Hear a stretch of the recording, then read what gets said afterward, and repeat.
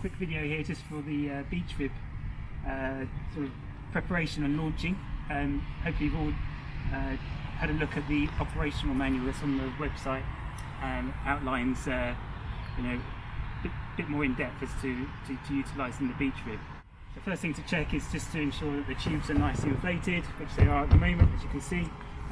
Give the trolley wheels a good kick as well, because sometimes they lose air. Ensure that the anchor and the tub are in place.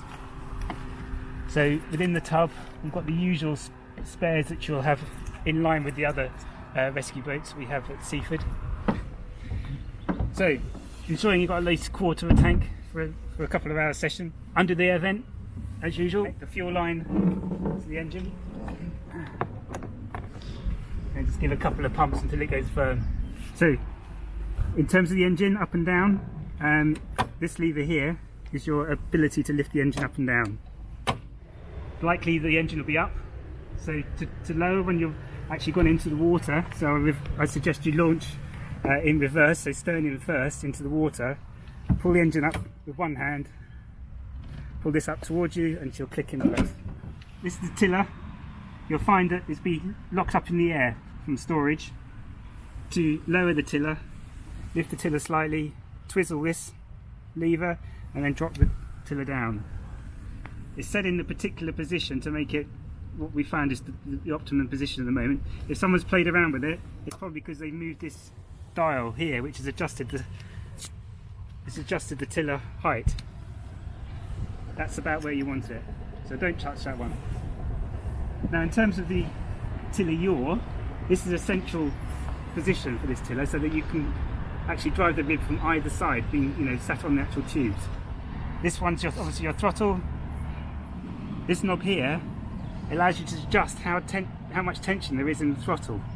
This red lever here shouldn't be touched. It's actually what we call a damper.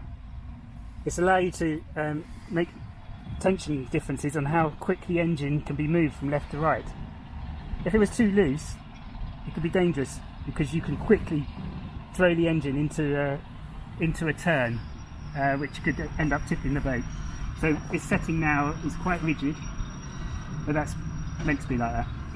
Now one of your pre-checks before you've gone down the beach is just to ensure that everything's nice and tight. It shouldn't come undone because it's actually locked in place, but just to make sure engine's already tied on, and make sure your bung's in place, that's tied on as well. Pull the bung out at the end of the day, helps drain any water out of the boat. Now in preparation for launch, it's suggested that you go in backwards into the water, so the engine will be tilted up. Slide the boat into the water. You can then jump aboard and drift out. You'll only be using the boat in offshore weather conditions, flat water, so the wind will take you away from the shore, where you can then lower the engine into its lower position and then prepare to start. Kill cord around your leg and attached using the carabiner. Place the engine into neutral. Take one pull of the engine and you'll see a light and hear an audible signal. By doing it once, you've just ensured that there's a free running of the starter rope. Now, a more vigorous start will see the engine start. If you find after starting that the audible light remains on, then there's a problem, in which case return to shore. Equally, whilst under use, if you find that that light comes on when you're out on the water, it's to dictate that the fact the engine's overheating. Once again, come ashore. You should see water being ejected out of the water pump here. If it's not, there's a blockage that's causing the engine to overheat. Once again, come back to shore and remediate.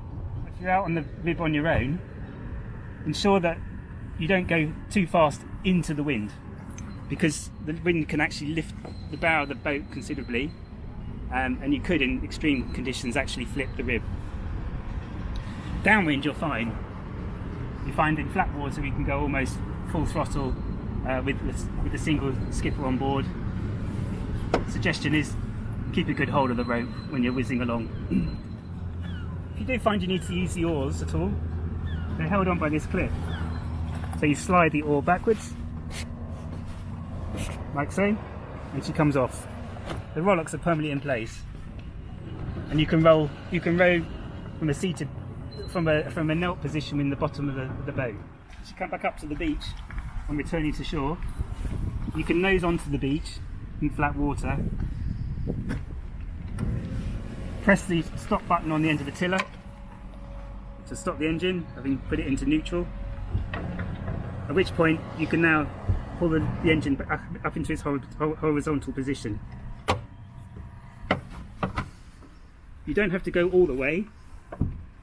That height is enough to get you onto the beach, where you can then, with some help, put the boat back onto its trolley and then retrieve back up the beach, either using the winch, or if there's 3 of you, 1 on each corner of the rib, 1 on the bow, the 2 folk at the back lift the rib. It takes the weight off the wheels and makes it easy to come up the beach. In terms of washing down, return to the shed, give it a good old rinse with fresh water. Periodically we will actually flush out the engine. To do that, we place a hose nozzle onto here and flush through. If you know you're going to be using the boat the next day, you don't need to do that. That kind of concludes everything about the beach rib. If there's any damage that might occur, unfortunate that it is, if you just make a record and inform the bosun and also the WhatsApp group of anything that needs to be remediated.